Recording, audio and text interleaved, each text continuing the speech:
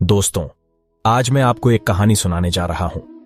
इस कहानी के माध्यम से आज आप यह समझ जाएंगे कि कर्म क्या होता है, क्योंकि हर एक इंसान का कर्म ही उसके सुख और दुख का भागी होता है। सही कर्म उसके सुख का भागी होता है और गलत कर्म उसके दुख का भागी होता है। एक बार की बात है, महात्मा गौतम बुद्ध जी के एक शिष्य ने यह प्रश्न किया कि हे भगवान, कर्म क्या है? महात्मा गौतम बुद्ध जी मुस्कुराए और उन्होंने जवाब दिया, वत्स, मैं तुमको एक कहानी सुनाने जा रहा हूं। इस कहानी के माध्यम से तुम सभी शिष्य यह समझ जाओगे कि कर्म क्या है। गौतम बुद्ध ने सुनाई कर्म की कहानी। राजा और दुकानदार की चंदन की लकड़ ढी। एक राजा था, वह अपने मंत्री के साथ देश का भ्रमण करने निकला। भ्रमण करते करते राजा और मंत्री एक बाजार में पहुंच गए। उस बाजार में राजा का ध्यान एक दुकानदार के ऊपर गया। उस दुकानदार को देखते ही राजा के मन में न जाने क्यों यह विचार आया कि मैं इस दुकानदार को कल फांसी की सजा दे दूं। यह बात राजा ने अपनी मंत्री को बताया। मंत्री कुछ बोले उससे पहले राजा उस दुकानदार के दुकान के सामने से आगे निकल चुके थे और दूसरी बातें करने लगे। मंत्री बहुत ही चिंतित हो गया। यह बात समझ नहीं पा रहा था कि दुकानदार की गलती क्या है। दुकानदार से बिना कुछ बात किए, बिना कुछ सोचे समझे महाराज ऐसा फैसला लेने के बारे में क्यों सोच रहे हैं। राजा और मंत्री भ्रमण करने के बाद राज दरबार वापस चले गए। मंत्री को रात भर नींद नहीं आई। सुबह जगने के बाद मंत्री एक साधारण प्रजा का रूप बनकर उस दुकानदार के पास गया और उस दुकानदार से पूछा, तुम क्या बेचते हो? दुकानदार ने जवाब दिया, मैं चंदन की लकड़ी बेचता हूं। फिर मंत्री आसपास के लोगों से दुकानदार के बारे में पूछना शुरू किया। सबने जवाब दिया कि दुकानदार किसी से बोलता नहीं है, हमेशा दुखी रहता है। बारे में पूछना शुरू किया। सबने जवाब दिया कि दुकानदार किसी से बोलता नहीं है, हमेशा दुखी रहता है। मंत्री को बात समझ में आ गई। मंत्री फिर वापस दुकानदार के पास गया और उस दुकानदार से पूछा, तुम दुखी क्यों रहते हो? दुकानदार ने बताया, मैं दुखी इसलिए रहता हूं क्योंकि मेरे दुकान पर लोग आते हैं, चंदन की लकड़ियां सूंघते हैं और बोलते हैं बहुत ही सुंदर है, बहुत ही अच्छी महक है, लेकिन कोई खरीदा नहीं है, इसलिए मैं बहुत दुखी रहता हूं। मंत्री दुकानदार की बात सुनकर खुद भी भाव विभोर हो गया। कोई भी दुकानदार दुखी क्यों ना हो अगर उसके दुकान का कोई भी सामान खरीदा ना जाए, जबकि सामान में कोई कमी ना हो। मंत्री सोचने लगा कि यह दुकानदार अपने दुखों की वजह से इतना दुखी रहता है, परंतु राजा इस दुकानदार को फांसी पर क्यों लटकाना चाहते हैं? अर्थात राजा के मन में आए हुए विचार का उत्तर अभी तक मंत्री को नहीं मिला था। मंत्री ने फिर दुकानदार से पूछा, भाई, तब तुम क्या करोगे अगर तुम्हारे दुकान की सारी चंदन की लकड़ियां ऐसे ही रखी की रखी रह जाएंगी तो? दुकानदार ने गुस्से भाव में बोला, हां, मैं जानता हूं, मेरी चंदन की लकड़ियां ऐसे ही रखी रह जाएंगे, कोई नहीं खरीदेगा। इसीलिए मैं सोचता हूं कि हमारे देश का राजा जल्दी से मर जाए। अगर वह जल्दी से मर जाता तो मैं उस राज दरबार में उस राजा के दाह संस्कार के लिए अपनी चंदन की लकड़ी देता, जिससे मुझे कुछ पैसे मिल जाते और इस बाजार के अलावा बाकी के लोगों को भी मेरे चंदन की लकड़ी के बारे में पता चलता, तो फिर शायद कुछ ना कुछ लोग मेरी दुकान से जरूर खरीदने आते चंदन की लकड़ी। मंत्री दुकानदार की बात को सुनकर सब कुछ समझ गया और उसके मन में एक विचार आया। मंत्री ने दुकानदार से चंदन की कुछ लकड़ियां खरीदे। इस खरीदारी से दुकानदार को कुछ पैसे भी मिल गए और वह थोड़ा खुश भी हो गया।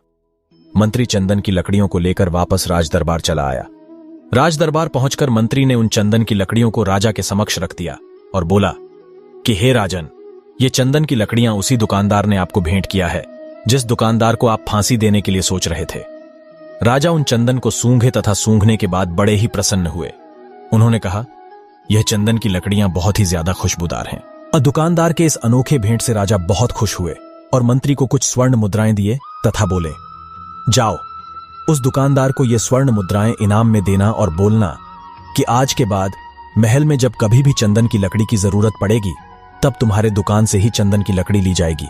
मंत्री जी मुस्कुराने लगे तथा यह सोचने लगे कि अब तो राजा के मन में उस दुकानदार को फांसी देने का विचार आ ही नहीं सकता, क्योंकि अब तो हमेशा राज दरबार के लिए चंदन की लकड़ियों का इंतजाम की जिम्मेदारी उस दुकानदार को जो मिल गई है।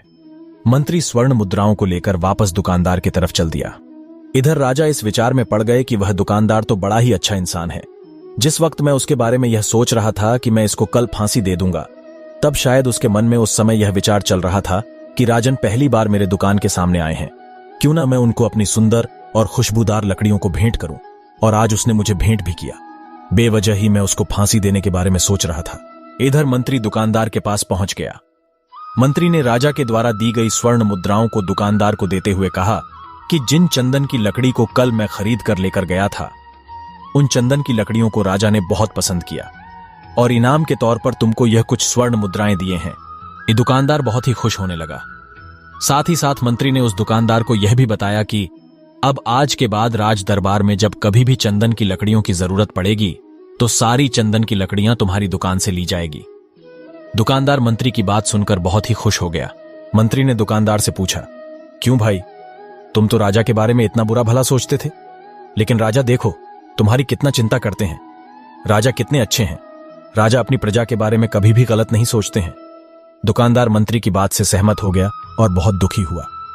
दुकानदार मंत्री से बोला, मैं कितना गलत सोचता था राजा के बारे में।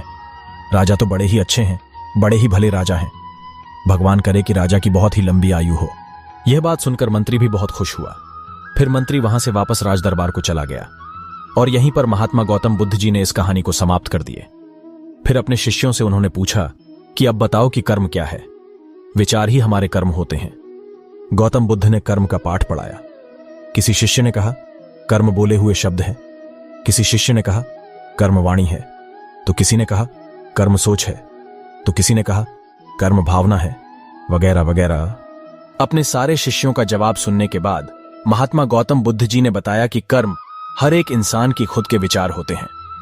हमारे विचार जैसे रहेंगे हम वैसे ही कर्म करेंगे और उन्हीं विचारों के द्वारा की हुई कर्म हमारे सुख और दुख के लिए उत्तरदायी होंगे।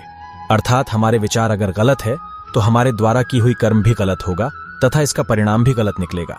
परिणाम स्वरूप हम दुखी रहेंगे। अगर हमारे विचार सही रहेंगे तो हम सही कर्म करेंगे। सही कर्म करेंगे तो फिर सही फल मिलेगा, जिससे हम सुखी रहेंगे। इस कहानी से हमने यह सीखा कि अगर हमारे विचार सही रहेंगे, निष्पाप रहेंगे, तो उन्हीं निष्पाप और सही सोच की वजह से ली गई हर फैसला सही होगा। जब सही फैसला लेंगे तब वह हमारे द्वारा की हुई सही कर्म होगी। जब सही कर्म होगी तो सही परिणाम मिलेगा, जिसके वजह से हम सुखी रहेंगे, हम खुश रहेंगे। तथा इसी जगह पर अगर हमारे विचार गलत रहेंगे तो हमारे द्वारा ली गई फैसला भी गलत होगा और किया गया कर्म भी गलत होगा, जिसे दुष्कर्म कहा जाता है। और उन्हीं दुष्कर्म के वजह से परिणाम भी गलत मिलेगा। जब दुष्परिणाम मिलेगा तब हम दुखी रहेंगे, परेशान रहेंगे। आपको गौतम बुद्ध के द्वारा दी गई सीख कैसी लगी, हमें कमेंट में जरूर से बताएं।